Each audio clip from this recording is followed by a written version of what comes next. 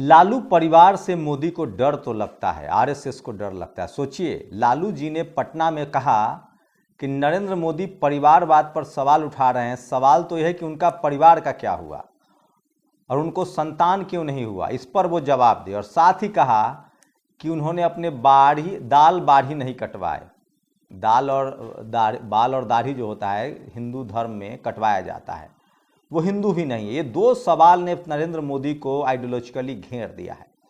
आज तमाम बीजेपी के नेता लिख रहे हैं कि मेरा परिवार मोदी सरकार, लेकिन इस लिखने ने मीडिया को फंसा दिया। लोग सवाल पूछ रहे हैं कि क्या मीडिया के वो तमाम पत्रकार भी लिखेंगे मेरा परिवार मोदी सरकार?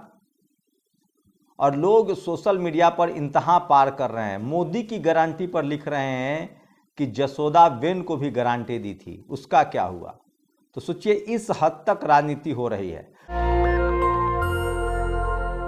नमस्कार, मैं शंभू कुमार सिंह और आप देख रहे हैं नेशनल दस्तक। आरएसएस और नरेंद्र मोदी लालू परिवार से तो डरती है। लालू परिवार, लालू यादव, एक ऐसा नाम जिसने इस देश में सोशल जस्टिस की लड़ाई के लिए जेल जाना तय किया। लालू यादव, एक ऐसा नाम जिसने तय किया कि सांप्रदायिक दंगे में देश को नहीं जलने देंगे। और जिस आडवाणी के रथ यात्रा को नरेंद्र मोदी हाँक रहे थे और जहां जहां वो यात्रा जा रही थी हिंदू मुस्लिम के दंगे हो रहे थे, कांग्रेस मजा ले रही थी, तमाम विपक्षी दल चुप थे। लालू यादव ने अपनी सरकार की परवाह नहीं की और जाकर लाल कृष्ण आडवाणी को चौपर से हाउस अरेस्ट किया और गेस्ट हाउस में रखा और सांप्रदायिकता को रोक दिया।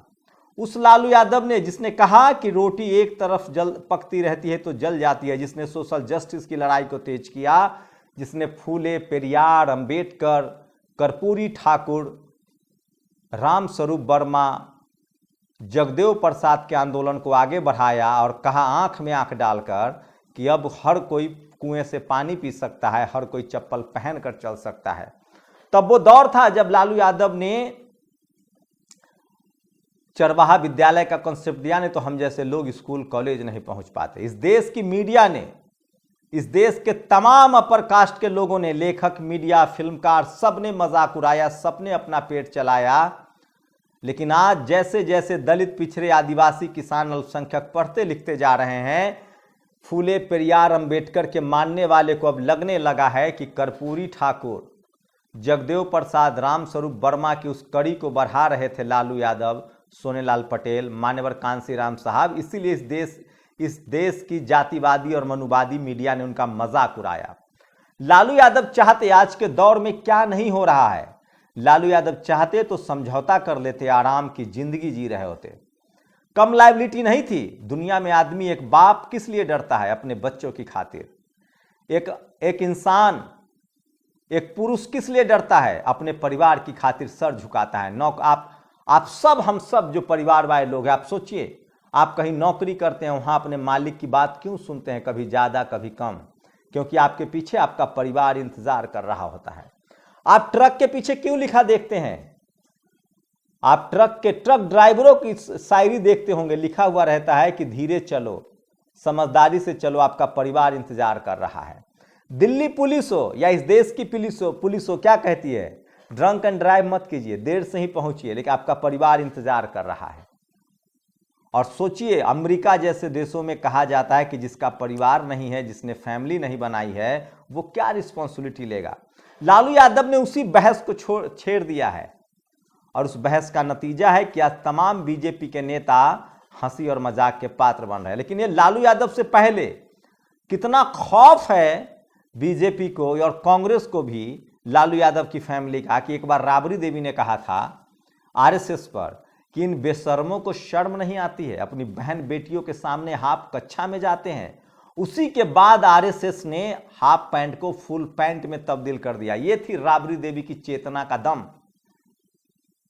ये पहले किसी के दिमाग में नहीं आया इस देश की महिलाओं के। राबड़ी देवी ने जब सवाल पूछा कि ये आरएसएस वाले हाफ चड्डी पहनकर क्यों घूमते हैं, क्या इनको शर्म नहीं आती है, क्या इनके पास शरीर ढकने के लिए कपड़ा नहीं है, उसके बाद आरएसएस फुल पैंट पर आ गया।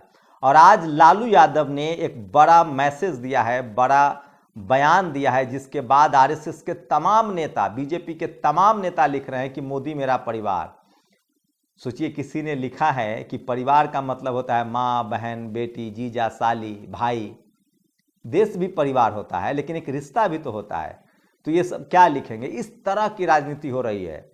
किसी ने लिख दिया है कि मोदी की गारंटी का, यशोदाबेन पूछ रही कि मेरी गारंटी 7 जन्म, मेरे 7 क्या कहते हैं वो जो 7 फेरे लेते हैं, उसकी गारंटी का क्या हुआ?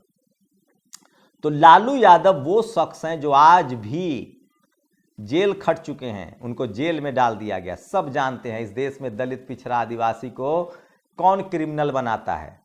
अरे जो समाज चपरासी नहीं बनने देना चाहता है, वो आपको चीफ जस्टिस और चीफ मिनिस्टर और प्रधानमंत्री बनने देगा। हम सब जानते हैं इस देश में स्कूल, अस्पताल, कॉलेज, यूनिवर्सिटी, मीडिया, जुडिशियरी में कौन लोग बैठे हुए हैं और किस तरह के फैसले आते हैं। इस देश में दलित, पिछड़े, आदिवासी, अल्पसंख्यकों के खिलाफ सुप्रीम कोर्ट से फैसले आते हैं, हाई कोर्ट से फैसले आते हैं, इस देश के कोर्टों से फैसले आते हैं और संसद में वो फैसला ठीक होता है। SC/ST एक्ट के खिलाफ फैसला कहाँ से आया था? रिजर्वेशन के खिलाफ सारे फैसले कहाँ से आते हैं? इस देश में 90% SC/ST, OBC, किसान, अल्पसंख्यक के बच्चे बिना जमानत के जेलों में बंद है। ये हम सब जानते हैं। अगला नंबर हमारा भी हो सकता है। अरे नेल्सन मंडेला को भी जेल में डाला गया था। अरे इस देश दुनिया में मार्टिन लूथर किंग को भी रोज जेल में डाल दिया जाता था। मैल्कम एक्स को गोली मार दी गई। जगदेव बाबू को सड़कों पर शहीद कर दिया गया। हम सब जानते हैं। पेरियार ललई सिंह यादव को हाई कोर्ट तक केस लड़ना पड़ा था, सुप्रीम कोर्ट तक केस लड़ना पड़ा था। कल हमारी भी बारी आएगी, लेकिन ये बराबरी की लड़ाई, समानता की लड़ाई चलती रहेगी और चलती रहनी चाहिए।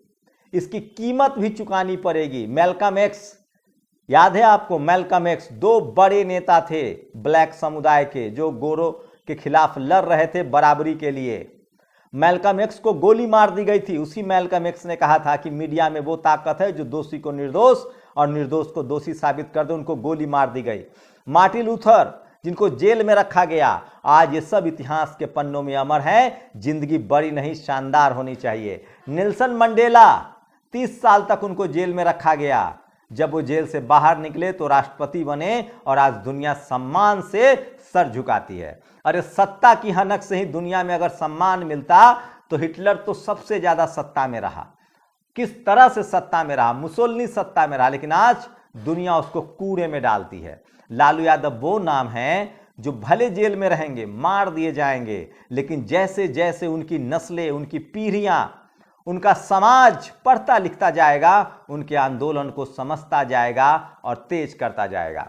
तो सोचिए, लालू यादव के एक सवाल ने नरेंद्र मोदी को और बीजेपी को चौराहे पर खड़ा कर दिया है, सख्ते में ला दिया और लोग पूछ रहा है। मैं इसलिए कह रहा हूं, परिवार वाला आदमी, फैमिली मैन आदमी कभी बुरा नहीं होता है।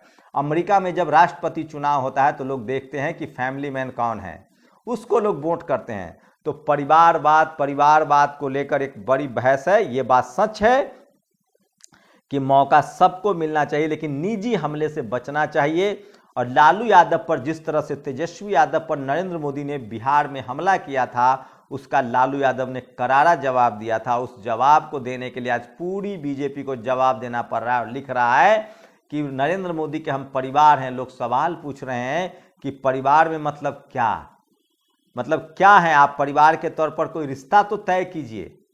मैं फिर कह रहा हूं, ये सब चुनावी बहस नहीं होनी चाहिए थी, लेकिन इसको शुरुआत किसने की? INDIA के नाम से ये ट्विटर हैंडल है, जो मुझे भी 7 फेरों की गारंटी दी थी। वो गारंटी पूरी हुई क्या? यशोदाबेन की तस्वीर लगाकर लोग इस हद तक नरेंद्र मोदी से सवाल पूछ रहे हैं, क्योंकि ये सब शुरू उन्होंने किया है। 50 करोड़ की गर्लफ्रेंड, जर्सी गाय। अब क्या सरकारी एंकर भी लिखेंगे मोदी का पत्रकार? क्या वो मोदी का परिवार लिखने पर इस तरह के, इस लेवल के तंज हो रहे हैं? लेकिन बीजेपी की तकलीफ कम नहीं हो रही है। और पहले पवन सिंह ने टिकट लौटाया, अब एक बाराबंकी के सांसद ने टिकट लौटा दिया है एक विवादित वीडियो की वजह से। सोचिए, सांसद उपेंद्र रावत ने कहा कि हम चुनाव नहीं लड़ेंगे। गौतम गंभीर का एक वीडियो वायरल हो रहा है जिसमें उन्होंने अमित शाह के बेटे पर सवाल उठाया था कि जिसने कभी बैट नहीं पकड़ा वो BCCI चला रहा है, मेरिट क्या है? क्या उसके वजह से उनकी टिकट कटनी थी? उन्होंने पहले ही कह दिया कि मैं ये चुनाव नहीं लड़ूंगा। जयंत सिन्हा ने कहा मैं चुनाव नहीं लड़ूंगा। पवन सिंह ने तो शत्रुघ्न सिन्हा के खिलाफ चुनाव लड़ने से इनकार कर दिया। और सबसे बड़ा झटका गुजरात में लगा है। गुजरात में तो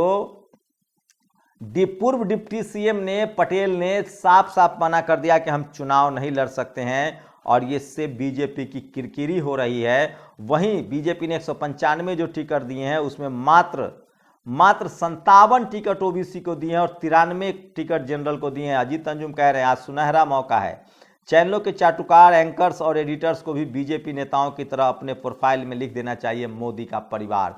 तो बीजेपी के लिए मुश्किल कम होने का नाम नहीं ले रही। वहीं सोशल मीडिया पर आज सबसे ज्यादा वायरल हो रहा है, और वो वायरल हो रहा है बेरोजगारी की खबरें। आपको जानकारी के लिए बता दूं, राहुल गांधी ने ट्वीट किया है कि लगभग 10 लाख नौकरियां केंद्र सरकार की खाली है। 10 लाख सरकारी नौकरियां खाली है।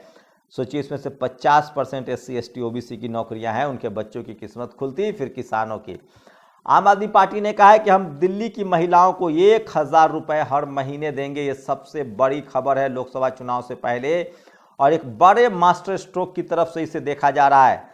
ये सबसे बड़ी खबर है और इसे मास्टर स्ट्रोक की तरफ से देखा जा रहा है।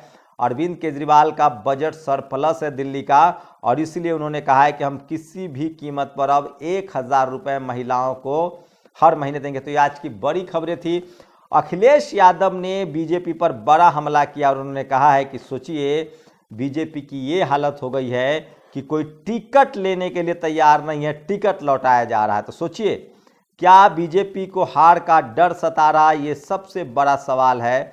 और क्या ऐसे वक्त में जब बीजेपी टीवी अखबार कह रहा है 400 पार, तो उसके टिकट लेने वाले लोग इनकार कर रहे हैं? आप कल्पना कीजिए किस लेवल पर बीजेपी के, किसने सोचा था कि भाजपा को ऐसे दिन भी आएंगे? कुछ जमीन उम्मीदवार टिकट मिलने से पहले और कुछ काम को ज़्यादा जरूरी बताने का बहाना बनाकर दावेदारी छोड़ देंगे। कोई खेल को राजनीति से अधिक गंभीर मानकर बाहर जाने की बात करेगा। कोई पर्यावरण के बहाने पतझड़ी भाजपा से बाहर निकलने के लिए प्रार्थना पत्र लिखेगा। कोई टिकट कटने पर संन्यास लेने का ऐलान कर देगा। कोई टिकट मिलने के बाद दूर से ही सोशल मीडिया पर अपना व्यक्तिगत कारणों को टिकट ठुकरा देगा। भाजपा एक दल के रूप में इतनी कमजोर कभी नहीं थी। अब तो जनता के अलावा भाजपा वाले भी खुद ही कह रहे हैं नहीं चाहिए भाजपा। अभी भी अखिलेश यादव का तंज जो है ना, अभी भी अखिलेश यादव का जो तंज है वो अभी छायावाद में ही फंसा हुआ है। पता नहीं कौन इनका ट्विटर हैंडल चलाता है। और बंगाल में बिहारी बाबू से भोजपुरी गायक को लड़ावे के गुजराती चाल न चलल। सोचिए, शत्रुघ्न सिन्हा के खिलाफ पवन सिंह को टिकट दिया गया था, उन्होंने चुनाव लड़ने से ही मना कर दिया। शुक्रिया। नेशनल दस्तक की आपसे गुजारिश है कि अगर इसको बचाना चाहते हैं तो नेशनल दस्तक को सब्सक्राइब करने के लिए रेड कलर के सब्सक्राइब बटन को दबाएं, फिर बेल आइकन की घंटी दबाएं। नेशनल दस्तक को बचाने के लिए बहुत जरूरी है कि हर खबर को शेयर करें, लाइक करें, कमेंट जरूर करें।